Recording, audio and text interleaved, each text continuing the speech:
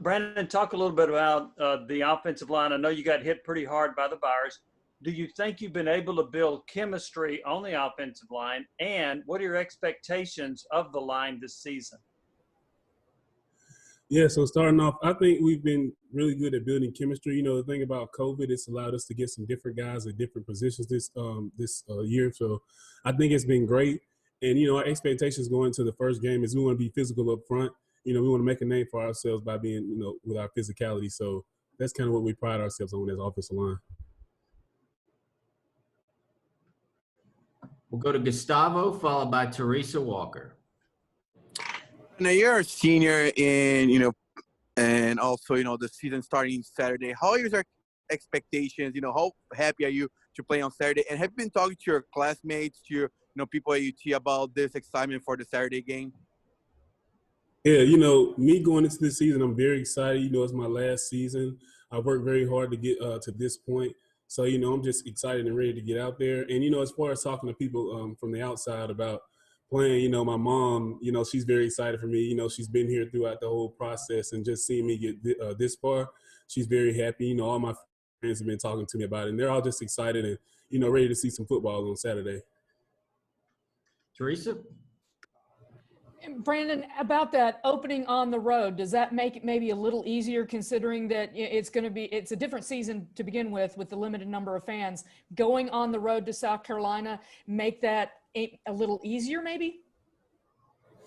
I mean, yeah, I think it'll be easier, without the fans, so we'll have that external factor not there. But, I mean, I'm sure they'll have maybe crowd noise or something that we'll have to adjust to. So we've been planning for that in practice, and I think we've done a good job at, kind of getting those things right. We'll go to Brent Hubbs, followed by Trey Wallace. Brandon, if I heard you right, I think you told Jimmy that with all of the guys that have been out during the preseason, it's actually helped you guys in some ways with some of your chemistry because you've worked different guys in different spots. Why do you think this group has better chemistry when most people say you need to settle in on who your five are to develop that kind of chemistry?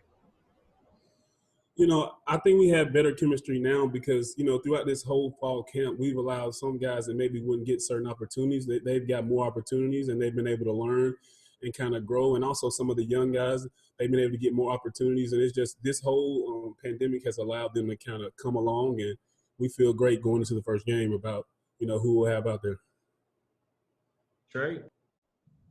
Brandon, how has your relationship built with Jared Garantano over the last year heading into this? You guys both last season. So what's the relationship been like? How much work have you guys been able to put in outside and off the field?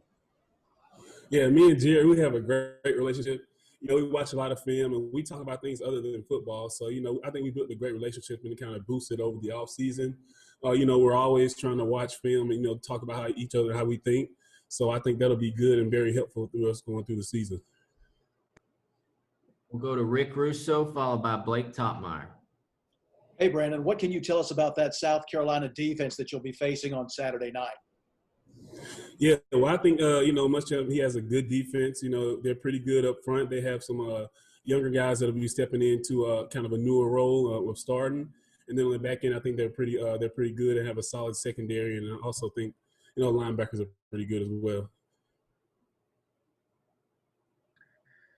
Hey, Brandon, obviously you guys finished last season really strong. The start of the season was more of a struggle. Have you guys had any conversations about that and thought about, what you can do to make sure you avoid, that from happening again in terms of the way the season started?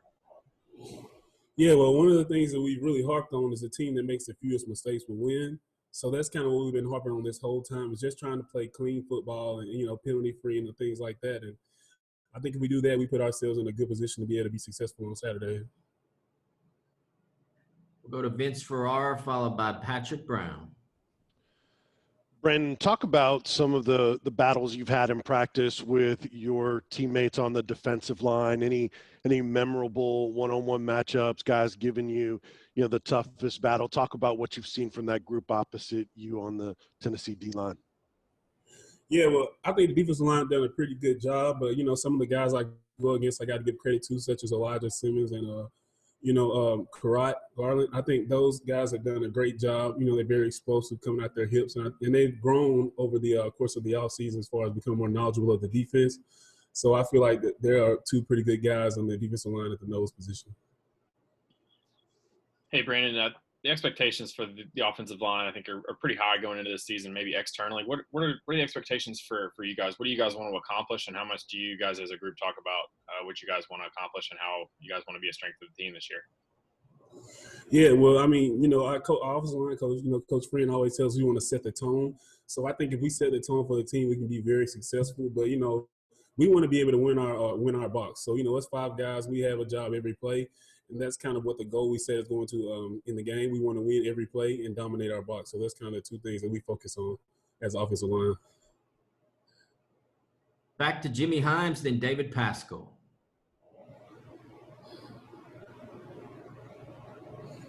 Hey, Brandon, last year Trey Smith really wasn't able to practice. I think he had like 1 padded practice before the bowl game. But he's been practicing more. Do you see an improved Trey Smith on the offensive line because he has been able to practice?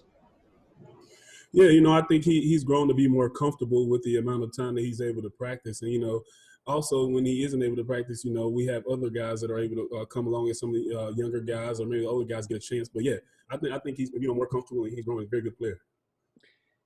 Hey, Brandon, was there a time where, it's Tuesday of game week. Was there a time that you didn't think this would be happening? Did you have some doubts that you would even get to this point with the COVID?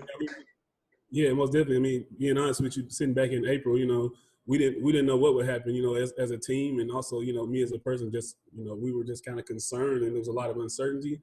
But, now that we've been able to go through the summer and kind of gotten a deal on the COVID and know what to expect and kind of, the medical professionals are giving us advice on, how to attack this COVID. I think we've done a great job, and I'm kind of excited now that we got to this point. And as a quick follow, even when y'all had the 44 players out, was there still some hesitation, or did you feel more confident by that point because y'all were kind of just working through it and living through it, the ups and the downs?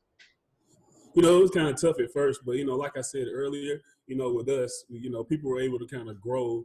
And, if someone was out, we were able to have someone else step up. And I think that kind of allowed guys to grow and become more comfortable with playing and learning the plays and fundamentals and things like that. We'll go to Ben and then back to Trey. Hey, Brandon, you were asked about JG earlier. Was curious as to what you've seen from JT Shrout this fall camp and the progression that he has made from last year. Yeah, I think he's making good strides, as a quarterback. I think as far as his, mental processing, I think that's kind of rolls over the offseason. All the quarterbacks, they've been able to, get with Coach Winkie, and they've kind of grown as far as the quarterback group. Trey? Brandon, what it's your whole college football career, this will be your last season. What's it been like to represent Wetumpka and also be able to make an impact on what you're doing out in the community as well as just on the football field? I think I'm blessed to have this opportunity. And, anytime I get to, talk to people back at home, I just always give them advice or anything that they may need. I always try to give back. And I feel like that's one of the things for me, being an older guy, as far as giving back to my hometown and giving back to, some of the younger guys on the team, just being able to bring them along. And I think that's kind of, my role as a senior here, and I'm very excited to do it. We'll go to Brent Hubbs and then to David Ubben. Brandon, as a veteran guy, what do you see out of Javante Spraggins as a freshman that you like, or maybe what's impressed you about him with the opportunities he's gotten during fall camp? Yeah, well, as a freshman, he's got, a lot of reps, with the offensive line. And the one thing I see out of him is he's very aggressive and he plays hard. And, as offensive line, that's kind of one of the things that really sticks out and people see is when you play hard, it shows up on film. So that's kind of one of the things that I see from Javante Spraggins. David? Brandon, when you look at this line right now and you look at where it was in January, what's the biggest difference? I think the biggest difference is probably the fundamentals. I think we got a way better grasp of what we're doing as far as, maybe the plays and the calls and things like that. I think we got a way better grasp of that. as opposed to January and now. So I think that's the biggest thing. All right, time for a couple more. We'll go to Eric Kane and then close with Jimmy Himes. Hey, Brandon, I know the live reps might be few and far between during camp, but when you have gone up against Jeremy Banks, Quavaris Crouch at inside linebacker, what have you seen from those guys, and how have they gotten better over the last couple of weeks? Yeah, those two guys, they're very physical. So that's the one thing I'll say about them. And then also I think as far as, you know, them being able to see formations and being able to kind of recognize things before they happen, I think that's kind of the things that those two are growing in, and I think they've gotten way better in. Jimmy? Brandon, you said this is your last year, but this year doesn't really count.